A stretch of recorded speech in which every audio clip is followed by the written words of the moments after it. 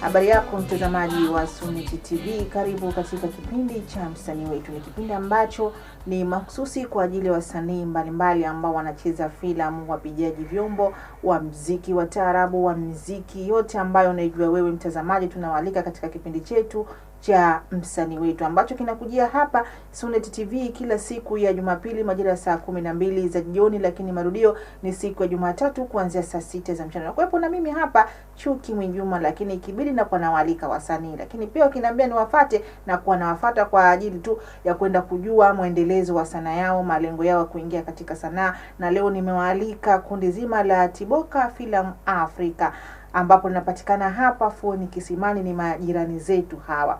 Ninaye Ramadhani Liasa Kidundu maarufu ni Tiboka, lakini pia ninaye Swalehe Haruna Saidi maarufu ni Kandiba, lakini pia ninaye Zakayo Lumanyoha ambaye maarufu ni Zibayo. Karibuni sana wasanii wetu. Asante sana. Tungeanza hapa na jirani yangu hapa. Tiboka imetokana na nini haswa paka mkailiita kundi lenu la Tiboka Film Africa? Mmewaza nini? Tiboka kwanza ni jina la babu yangu. Jina la babu yako? Ndio, lakini nikasema si vyema mimi kutafuta jina jingine hali ya kuwa yupo babu yangu ambaye naweza nikatumia jina lake. Huenda ikawa ni njia moja hapo ya mimi kufika malengo kupitia jina la babu yangu. Kwa hiyo nikaona nijiite Tiboka. Mtazamaji, nimemjuza nipo na Tiboka Film Africa. Unaweza pale na wewe ukanieleza kama ni nani katika hilo kundi la Tiboka? Tiboka Film Africa ni mimi kama Tiboka ni mwongozaji wa hilo kundi la Tiboka Film Africa. Na pia tunapatikana kama walivyosikia hapo, tunapatikana Kisimani, ndipo tunakopatikana. Na pia tunaandaa kazi, tunafanya vitu vingi vinavyohusiana na sanaa.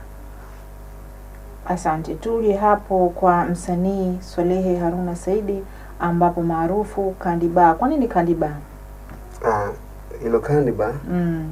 Mimi nilitamka Kandiba, lakini natamka Kandiba. Kandiba. Asante. Itakuwa bete zaidi ukisema Kandiba. Kandiba. Karibu sana. Kwa nini Kandiba? Jina hilo ali appreciate kakaangu. Ndio. Kakaangu ilikuwa na tabia kusafiri kwenda nje kurudi. Sasa kuna nyimbo fulani ilishawahi kutoka ya msanii mmoja ambaye ni famous sana. Sasa akawa analisikia sana. Siku hiyo akaniita tu kama masiara. Na unajua vijana mtaani kusikia jina Kandiba ndio mpaka leo imekuwa ndo Kandiba na ndo mimi Kandiba. Na maana gani? Hilo ni jina la msanii. Msanii kutoka nje. Ndio. Ambapo anapenda kucheza uhusika gani? Yeye uhusika wake ni masuala ya filamu, anaimba pia music. Katika hiyo filamu anacheza kama nani? Yeye uhusika wake mkuu anapenda kucheza kama jamaa fulani aliyekuwa ni mpole, mtoa ushauri kwa watu, ana maneno ya busara mengi sana, na pia ni mtu ambaye yupo polite sana kuliko maelezo. Ambapo ndo wewe unacheza hivyo? Ni kweli. Ndio nimekamaliza kiongozi wenu hapa.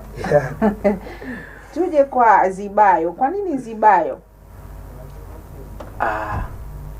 Kwanza Zibayo ni kifupi cha majina yangu. Ni kifupi cha majina yangu. Tukianza na Z ya mwanzo inawakilisha ile Zakayo ambayo ni herufi Z, halafu Bayo. Bayo hiyo ni jina la baba la katikati ambalo ni Bahati. Kwa Zibayo, halafu ile ni Zakayo ya mwisho kwenye jina.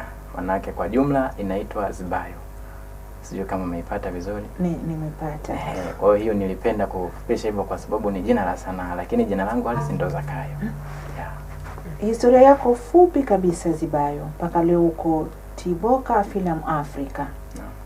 Historia fupi ya kisanaa, ama pengine ulikuwa sanaa unaipenda tangu upo shuleni, ama pengine umeanza na kundi fulani mpaka leo uko hapa Tiboka Film Africa.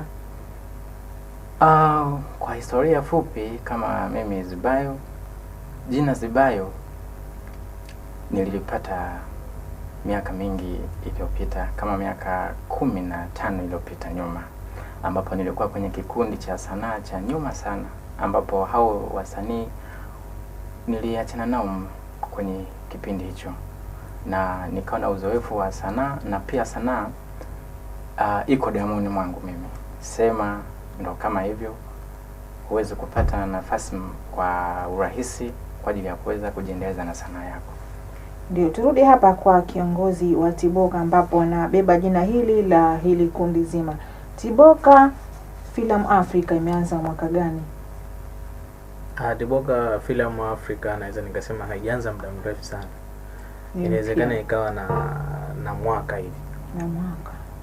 Yeah. Ina wasanii wangapi? Mpaka sasa hivi naamini kwamba ina wasanii Watano. Yeah. Wasanii 5 ni wengi, lakini pia ni kidogo kwa kazi ambazo mnafanya. Mshacheza filamu ngapi? Mpaka sasa Tiboka Film Africa imetoa movie moja. Ambapo imechezwa na watu wangapi? Ambayo imechezwa na watu takriban 6 mpaka 7. Kwa hiyo nyinyi filamu yenu inachezwa tu na watu 5, 6. Zinakuwa ni fupi za muda gani? Inakuwa ni short film. Short film. Yeah, tuliandaa kama short film. Ndio. Na kama viongozi wangu walivyoambia kwamba itakuwa vizuri zaidi kwamba ukiandaa short film alafu baadaye itakayokuja kufuata ina maana itakuwa series. Ndio. Yeah. Katika hao wasanii 5 jinsia ya kike imo? Yeah, jinsia ya kike imo. Wangapi wamo? Yupo mmoja. Yupo mmoja. Okay. Tuje hapo kwa Kandba. Kandba, leo upo katika hili kundi zima la Tiboka Film Africa. Umetokea wapi haswa? Kwenye kundi gani mpaka leo upo hapa? Au ndio ulipoanzia hapa? Hapana, kiupande wangu mimi nilishawahi kushiriki katika kundi moja kabla ya kuja hapa kwa Tiboka. Kundi gani? Nilishawahi kushiriki kwenye kundi linaloitwa Rafiki Film Pictures. Ambapo Napatikana Welezo. Welezo. Yeah. Umecheza huko filamu? Nilicheza filamu moja ambayo imewahi kutoka? Hiyo ilishawahi kutoka lakini ilionekana YouTube. Ilionekana YouTube. Yeah. Ulicheza kama nani? Mimi nilicheza kama mdogo wake, na yani ni mdogo tu kwenye familia ambaye nasoma shule, lakini ni familia ambayo ina mazonge mingi, ila mimi nikawa ni mmoja wapo ambaye nimekomboa familia yangu. Hongera sana. Yeah. Tuje kwa Zibayo hapo. Naam. Kipi ambacho kimekusukuma mpaka ukaingia katika sanaa? Ukasema yes, mimi naacha huku naingia katika sanaa. Kilichonisukuma mimi nikaingia kwenye sanaa ni vitu vingi usually. Lakini pia ni kwa sababu kitu ambacho kiko moyoni ninatamani muda mwingi nikifanye, na hata kuishi maisha ya kisanaa naona ni jambo kubwa kwangu mimi, kwa sababu hata tukitazama na ulimwengu kule unakoelekea, naona sanaa inatoa watu wengi kimaisha na hata kijamii, pia kuelimisha jamii, na zaidi ya yote ni kufikisha ujumbe ule ambao mimi niliokuwepo nao katika akili yangu niweze kuwasilisha katika jamii kwa njia ya sanaa. Kwa hiyo ndio sababu haswa iliyonifanya mimi niingie katika sanaa. Turudi hapa kwa kiongozi wa Tiboka Film Africa. Umesema umecheza filamu ngapi? Mimi mpaka sasa hivi nimecheza filamu kama sikosei 3 mpaka 4. Ambayo ishatoka? Ambayo ishatoka zimetoka 3, ambayo kuna moja nilicheza kama ambayo inaitwa Kapu, ambayo ilionekana kwenye Sunet TV. Mfungaji akacheza Saumu, ambayo pia ilionekana Sunet TV, lakini pia nikacheza hiyo Tatizo, ambayo nayo pia imekuja katika njia za Sunet TV.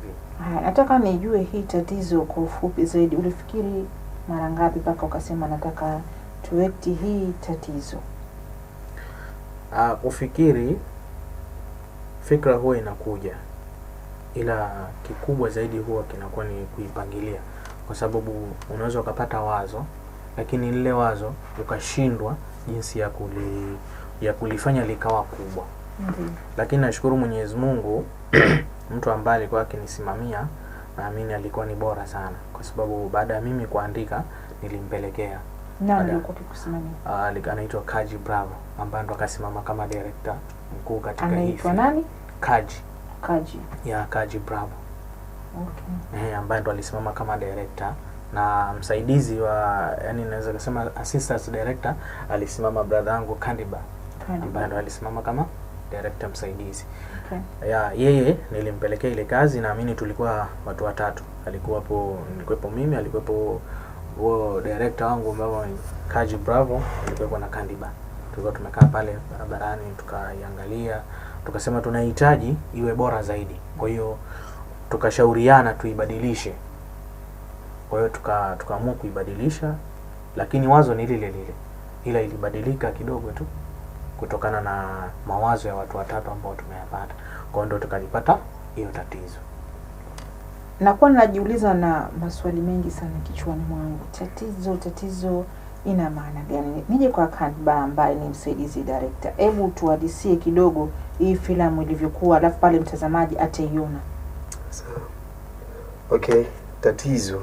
Kwanza wakati Mr. Tiboka analetea hiyo story, nilipatwa na mshtuko. Nikajiuliza amefikiria kitu gani hasa mpaka akatunga filamu kama hii na tuka appreciate jina la Tatizo. Ni filamu ambayo ina mashiko. Tunayataka sasa ya mashiko. Kwa sababu ni filamu ambayo inaelezea maisha ya uhalisia ya mtu, maisha ya upendo. Tiboka amecheza kama ni mchepuko. Shafahamu? Yaani ni playboy, naweza nikasema hivyo. Anamtaka mke wa jamaa. Lakini sasa mke mwenyewe ana mapenzi ya kujificha kwa Tiboka. Yaani ni ex wake. Lakini ambapo huyu Tiboka kamwacha yule mke. Yeah. Lakini sasa Zakayo kamchukua. Tiboka anataka arejeshe majeshi. Tiboka naye anakiona kizuri. Yeah. Sasa hapo ndio tatizo lilipoanzia. Tatizo ndio lilipoanzia.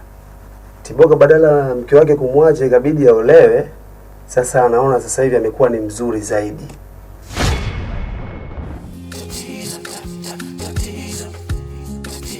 Unadhani mimi sijui mpango wako? Mimi mzima. Nasema tena mimi mzima. Unajua mama yako kaniambia kila kitu kuhusu wewe. Na hata ndugu zangu pia. Huu ni mwaka wa ngapi? Unaona maneno yako? Una uhakika wewe uko sawa? Mama yako anakueleza kuhusu mimi na unasadiki bila kujua undani wa hili kweli? Nimechoka. Unafanya nini? Umechoka? Sawa.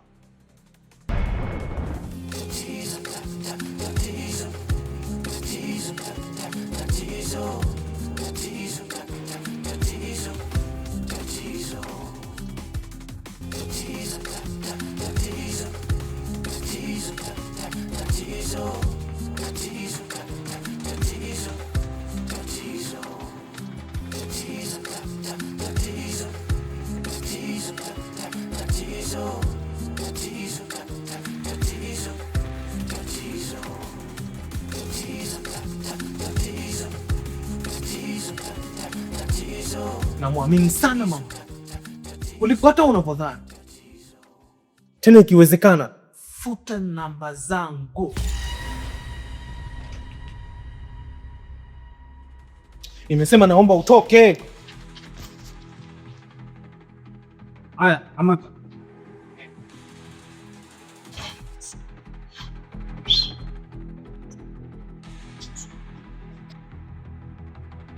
hii ni hadithi fupi tu ya filamu hii ya Tatizo, lakini maisha ambayo yanatokezea huko mitaani kwetu, katika familia zetu, katika ndoa zetu. Kwa sababu baadhi ya wanaume wanakuwa wanawaacha wanawake wakiamini ya kwamba sijui mimi sikutaki, talaka yako hii hapa, lakini mwisho wa siku mwanamke yule anapata hifadhi kwingine. Sasa ndo anakuwa tena anakuwa anamuona mzuri, anataka kumchukua, jambo ambalo sio sahihi. Natakiwa hapo ni hadi seni tena mwisho.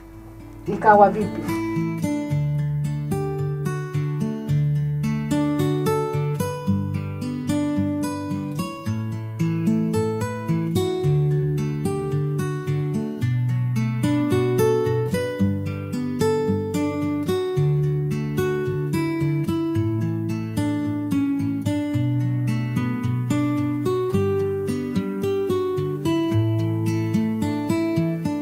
What's wrong?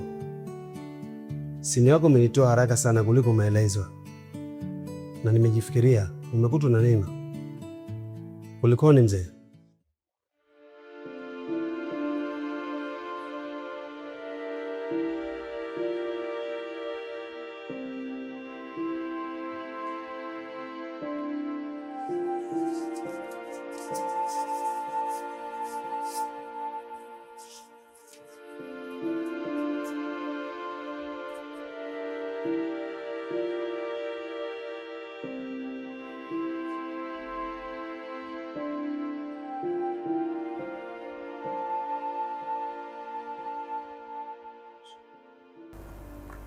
Mimi naweza nikasema mwisho wa ubaya ni aibu. Aliona aibu. Yeah, mwisho wa ubaya ni aibu kwa sababu unapokuwa na nafasi kwenye maisha yako unapaswa kuitumia vizuri. Kwa sababu wanasema opportunity never come twice. Yeah. Past is past, never come back again. So kama kuna tamaa ambayo utaiweka hapo mwanzoni, basi mbele yake ni hasara tu, hakuna faida yote ambayo unakuja kuipata. Yeah. Ndio. Iliyopelekea hapo tena badala ya kuhangaika, kutumia nguvu nyingi, kumapproach tena zaidi, kutaka arejeshe majeshi, ila mwisho akaja kaambulia sifuri. Kwa sababu actually hata kama mimi ni mwanamume nimemuoa mwanamke, nikagundua kuna mwanamume mwingine anahitaji kuingia ile sekta yangu, mimi siwezi kukubali hata siku moja. Nitatumia kadri ninavyoweza njia zozote ili mbali nipate kulinda amani katika ndoa yangu. No. Ni muda sana na kuuliza kitu gani nataka kufanya na kwenye barua umeandika nini, ila naona upo kimya sana. Kwani ni lakini? Unajua, ukimcha mwana kulea, basi utalia wewe, na ukimchekea nyani utavuna mabua shambani. Wewe ni halali yangu, kwa hiyo sitapenda kumwona mtu wa aina yoyote akiingia katika familia yetu. Lengo langu na nia yangu ni kujenga familia, mimi na wewe. Si umenielewa? Umekuelewa mume wangu. Asante. Mtazamaji, tusimalize uhondo. Hiyo ni baadhi tu za sehemu ambazo zinapatikana kwenye filamu hii ya Tatizo na inaonekana hapa Sunet TV. Endelea tu kuangalia Sunet TV, utaiona filamu hii na hizi hadithi ambazo tumepewa hapa. Tuje kwa Zibayo huko. Katika usanii wako unapenda kucheza sehemu gani haswa? Maana mwingine atakwambia mimi napenda nicheze sehemu ya kuonewa, mimi napenda nicheze sehemu ambayo sijui natia huruma. Wewe unapenda kucheza wapi? Kiukweli maana ya msanii Ndio. ni mtu anayevaa uhusika. Ndio. Kwa hiyo mimi siwezi kuchagua kwamba napenda hii. Mimi yoyote atakao kuja naweza nikacheza. Unaweza ukacheza. Kwa sababu lengo sio kuniburudisha mimi au mimi sio kunitesa mimi. Lengo ni kuwasilisha ujumbe mahala husika. Kwa hiyo mimi naweza nikacheza sini ya aina yoyote. Hata ya babu kizee naweza nikaicheza mimi. Hata ya mlevi. Yaani hebu kwanza niektie wewe kama ni mlevi. Sasa mimi ndo mama yako ambaye wewe umetoka kulewa, mimi ndo mama yako. Okay. Manake utakuwa kuna sababu mpaka ilo sababisha ni kutukane au ni kufanya vipi? Yaani mimi nishakukanya sana mwanangu. Ehe. Kuhusiana na haya mambo ya ulevi, kwa sababu ulevi ni nyumba ya maovu. Ndio. Lakini mwanangu hunisikii kila kukicha. Sasa ndo umerudi siku nimekwambia ni siku ya mwisho. Leo ukija umelewa, mimi nakufukuza ndani mwangu. Ndo umenikuta mzazi wako nipo hapa nje na kusubiri wewe, najua ushatoka. Karibu. Mpenzi mtazamaji, kwa kweli kwenye hii naweza nikafanya, lakini wewe umeniambia hapa unaweza kucheza uhusika wowote. Mimi nimekupa uhusika huo. Unajua? Ehe. Ni kweli. Ehe. Lakini kila kitu hakina maandalizi yake. Kila kitu jamani. Yeah, manake lazima utaniangusha Zibayo kwa sababu wewe ni msanii. Kwa hiyo unaambiwa msanii ni nyumba ya sanaa, popote unaonyesha sanaa yako. Yeah.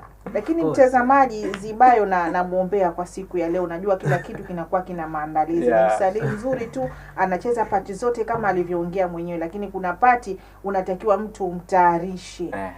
Sio za kumshtukiza tu, watanichezea wakija tena atanichezea hapa, tutakuwa tena nishamtayarisha atakuja kunichezea hivi. Tuje kwa Kadba. Kadba, kuna vijana wengi mitaani ambao pengine wamekaa tu maskani, hawataki kujishughulisha na kitu chochote tu, wakijua pengine mimi siwezi bwana kucheza filamu, mimi siwezi yani kuwa msanii ni nini bwana. Wana mambo yao tu, wanajificha katika ile sanaa. Unamwambiaje kijana kama huyo? Katika maisha yangu kuna kitu ambacho nakiamini. Ndio. Kuna kauli inasema there no one can push you unless yourself to be strong. Kwa hiyo mimi naamini ninachokifanya. Ndio. Na pia nafanya sanaa kwa ajili ya kuelimisha jamii. Kama hayo unayozungumzia wewe sasa hivi, mimi ndo napaswa sasa kupresent kwa jamii kwamba bana hivi hii sanaa ina hivi na hivi na hivi na hivi. So naamini kuna watu wanaamini sanaa ni mchezo mchafu. Watu wengine wapo wanaamini baadhi. Ila kuna watu wanaamini sanaa ina umuhimu wake. Na sanaa ni ajira pia. Ni ajira pia. So sanaa inaweza kukufanya ukawa mtu mkubwa, ukatoka hapo ulipo na kupata nafasi ambayo hukuweza kuitarajia. Kuna wangapi wametoka sasa hivi wamekuwa ni viongozi, kuna wabunge, wengine wanapata udiwani. Kwa sababu tunashajiisha vijana kujiunga na sanaa ili kutoka katika yale makundi yaliokuwa ni machafu na maovu. Safi sana, vijana watoke kwenye makundi maovu wajiunge katika vikundi ambavyo vitawaingizia katika maisha kama vya sanaa, na kikundi chochote ambacho wewe unahisi unajiingiza kijana, unaepukana na ile kukaa maskani muda mwingi, katokezea tatizo na wewe unaonekana na wewe umo katika ile tatizo. Lakini ikiwa muda wako mwingi unautumia katika vitu ambavyo vitakuingizia maendeleo, basi kijana hapo unaweza ukaepukana na vitu kama hivyo. Turudi hapa kwa Tiboka ambaye ni kiongozi. Ndio. Malengo yenu ni haswa yepi katika hili kundi zima la Tiboka Africa? Malengo ya Tiboka Film Africa ni kukuza sanaa, kukuza vipaji. Kukuza vipaji inamaanisha kwamba kutoa kazi back to back. Ambapo mshaanza na kazi hizo? Tushaanza na tatizo. Ndio. Sasa hivi kuna kazi ambayo ndo ile ambayo ilikuwa na production nyingi. Sasa ukiachana na ile production nyingi, kuna mnyama mwingine anakuja, kwa hiyo wao wakae tayari tu ni muda wa kula. Moto. Sasa. Moto. Yaani huo ndo moto hasa. Huwa utaki fire. Utaki fire. Asante. Mtazamaji, bado nipo na Tiboka Film Africa, ni majirani zetu hawa, ndio maana leo nikawa najidaidai, kwa sababu ukiwa na jirani yako unakuwa humlii ngumu sana, kwa sababu ni jirani yako. Wapo hapa Fuoni Kisimani, wanakundi zima la Tiboka Film Africa. Sasa ni muda wa kuonyesha sanaa yenu. Ni muda wa kuonyesha sanaa yenu. Sijui mtatuonyesha kidesign vipi, yani tujue kama leo tupo na msanii na mtazamaji pale ajue yes, Chuki leo yupo kweli na wasanii. Karibuni. Okay. Hivi nikwambie mara ngapi kuwa sihitaji kuja katika hii nyumba, lakini unalazimisha kuja. Hivi unataka nikufanye kitu ambacho hutosahau katika maisha yako Kandiba?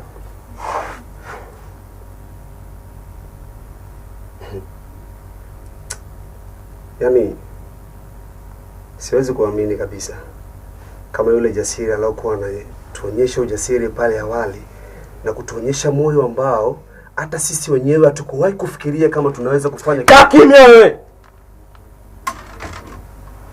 Usiongee vile ambavyo unataka wewe. Upo katika himaya yangu. Unapaswa kunisikiliza. Jamani, kwani kuna tatizo gani hapa? Mbona naona mnagombana peke yenu? Kuna shida gani? Okay. Tiboka, kuna tatizo gani kwani hapa? Tatizo analijua Kandiba. Lakini kila siku nawafahamisha. Mmeshafeli wapi? Mmefeli wapi kwani?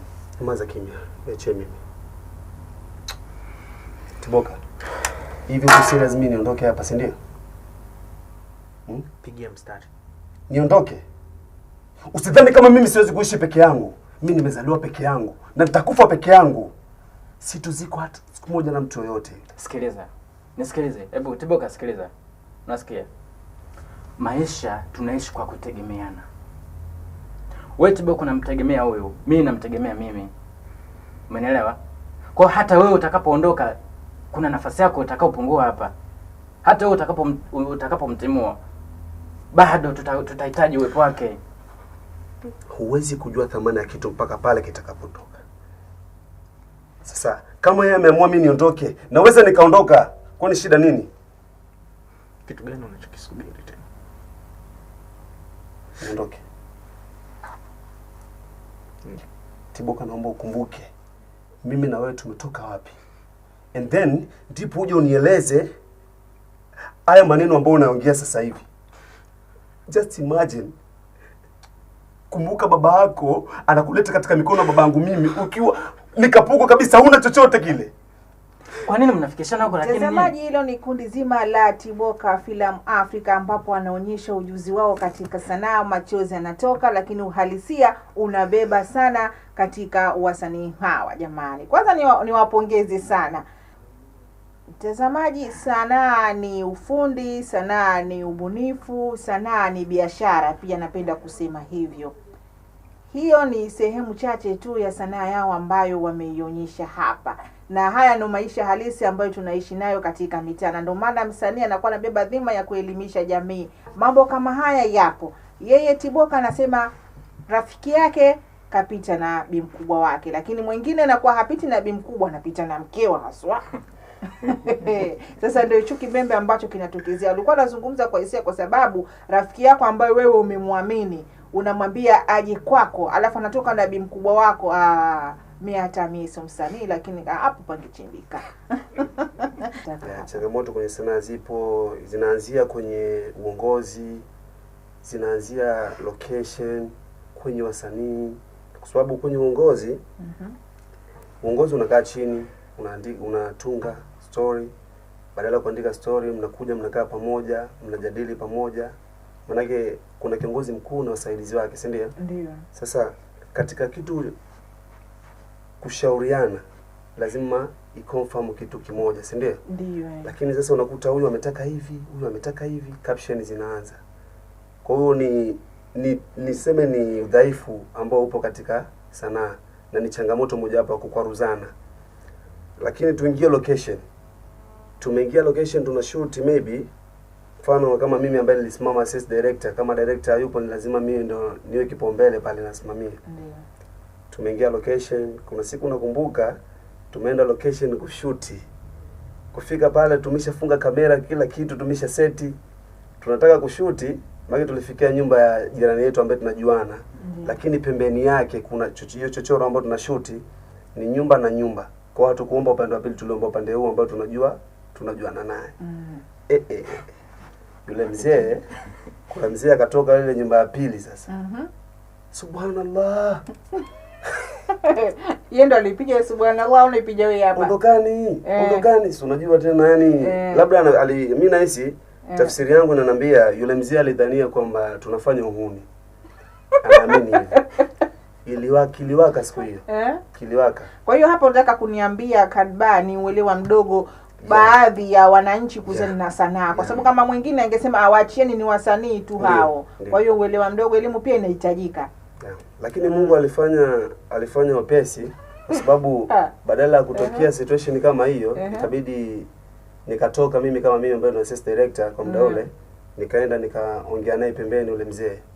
Kama utaamini ule mzee huyo ambaye ametufanyia mambo hayo mwanzo ondokeni fujo, ilikuwa kila siku tukienda location maji ya baridi tunachukua kwenye nyumba yake. Badala ya kupatia elimu. Kitu chochote unajua ni elimu. Mwanzo yeye hakujua, pengine alijua sio unataka kufanya jambo gani kwenye nyumba yake, alafu akiwaona damu changa akaona mtihani vijana hawa. Basi hizo changamoto nyingi ambazo tunakutana nazo kwenye sanaa. Ndio. Zipo mbalimbali pia. Haya, ukitoa hiyo changamoto, nije kwa kiongozi hapa, atakuwa na mengi kwenye changamoto, kwa sababu ukitoa hiyo kundi bado changa sana, linahitaji nini na nini ili liweze kufika mbali. Kundi kwanza linahitaji vitu vingi mpaka sasa, kwa sababu kwanza hatuna production ya kutosha, yani hatuna vifaa vya kutosha. Ukizingatia kikubwa hasa ni vifaa, afu budget pia zinatusumbua sana, ndio maana unakuta tunatoa kazi ambazo kidogo zinaendana na uwezo wetu. Lakini kama ndo mtu yupo ambaye anatokea labda akaona bwana mimi acha nikaekeze kwa Tiboka Film Africa, mimi nimkaribishe, kwa sababu yani hatokosea kuwekeza katika Tiboka Film Africa, na mimi ni njia sahihi ambayo atatumia yeye kuja kupata faida. Mtazamaji wa Sunday TV, tunafikia ukingoni tena mwa kipindi hiki cha Msanii Wetu. Ni kipindi ambacho kinakujia kila siku ya Jumapili majira ya saa 12 za jioni, lakini marudio ni siku ya Jumatatu kuanzia saa 6 za mchana. Hapa tunakuwa tuna wasanii mbalimbali ambao tunafanya nao mahojiano kwa lengo la kujua historia zao fupi, lakini na kazi zao za sanaa zinavyoendelea. Na leo nimewaalika kundi zima la Tiboka Film Africa ambao wanapatikana hapa Fuoni Kisimani. Nirudi kwa wasanii ambao nimewaalika hapa, watoe ushauri kwa msanii ambaye yupo tu nyumbani, ambaye yeye ingine ndoto zake zimefifia, nasema Mr. tena sanaa, maana nishangaika sana kwenye makundi, sijaona chochote ambacho nimekipata zaidi tu ya kuhangaika bodi. Lakini kuna kijana ambaye amemaliza form 6, amemaliza form 4, yupo tu anataka kuingia kwenye sanaa, hajui anzie wapi. Hebu tumshauri kijana huyu, au wa kike ama wa kiume? Cha kwanza mimi cha kumshauri aje Tiboka Film Africa. Anafikaje Tiboka? Atutafute tu kwa namba za 0715 773208, au la unaweza ukachukua gari yako ukashuka Kisimani. Ukishashuka Kisimani ukiulizia tu bwana Ramadhani, au ukauliza bwana Tiboka, unaweza ukaonyeshwa niko wapi, kwa sababu ndipo makazi yangu yalipo pale. Cha kumshauri tu kikubwa kwamba asikate tamaa. Kama ni msanii ambaye unajua sisi wasanii huwa tunapitia changamoto nyingi sana endapo tukifika location. Kwa hiyo mimi ni mwambie tu kama ni yeye ni msanii na ashawahi kufanya mambo ya filamu, kikubwa tu kwamba jitihada ndo kila kitu. Unaweza kuwa umefeli kundi hili hapa, labda kundi limekufa, ulikuwa unategemea kundi limekufa, wewe unashindwa kusimama wewe kama wewe. Kama unaweza kusimama, simama. Ila kama unahisi kwamba mimi naweza kwenda sehemu nyingine, nenda, kwa sababu ndoto yako ndo kila kitu kwako. Unajua sisi tunaajiriwa au tunajiajiri, si ndio? Lakini kuna ndoto ambayo ipo, ambayo toka unazaliwa Mwenyezi Mungu kakupatia. Kwa hiyo hicho ni kitu ambacho wewe unacho toka unazaliwa. Kwa hiyo kama unacho kweli, kitoe, kionyeshe, usiogope. Jamii ione kila kitu, watu wapende kila ambacho wewe unakifanya. Muweze kutambua kwamba mimi nilicho nacho katika nafsi yangu ni sanaa, ambayo hiyo sanaa inaweza kukutoa wewe sehemu ulipo na kukupeleka sehemu nyingine. Ndio maana mfano mzuri anapenda ni utolee kwa huyu mbunge mmoja anayejiita Baba Levo. Yule alikuwa msanii. Kwa hiyo mfano mzuri sana. Kwa hiyo kupitia hiyo sanaa ikamfikisha wapi? Bungeni. Umeona? Kwa hiyo hata mimi nimekuja kujitambulisha hapa kama mimi ni msanii ambaye hii siku moja ninamwamini Mungu kwamba nitakuja kupiga hatua kutoka hapa nilipo kwenda sehemu nyingine. Mtazamaji, ni kushukuru kwa kutenga muda wako kwa kuangalia kipindi hiki cha Msanii Wetu ambacho kinakujia hapa Sunet TV kila siku ya Jumapili majira saa 6 mchana, lakini marudio ni siku ya Jumatatu kuanzia saa 6 za mchana. Hapa tunakuwa tuna wasanii mbalimbali ambao tunazungumza nao, na leo tumewaalika Tiboka Film Africa ambao wapo hapa Fuoni Kisimani, na mimi hapa naitwa Chuki Minjuma, ambao nimeshirikiana nao ni Ramadhani Eliasa Kidundu maarufu Tiboka ambaye ni kiongozi, lakini pia alikuwa naye Swalehe Haruna Saidi maarufu ni Kanba, lakini pia naye Zakayo Lumanyuha maarufu ni Zibayo. Mtazamaji, tunaamini kwamba mmejifunza vitu vingi kuhusiana na wasanii hawa ambao tumewalika katika kipindi hiki cha msanii wetu. Sisi tukutakie siku njema, endelea kuangalia Sunet TV. Bye bye.